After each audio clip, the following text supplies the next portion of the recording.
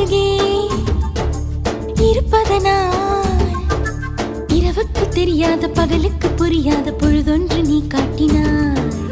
இதயத்தில் நீ இருப்பதனால் நான் தூங்கும் நேரத்தில் என்னுள்ளே தூங்காமல் நெஞ்சுக்குள் வாயாடினாய்.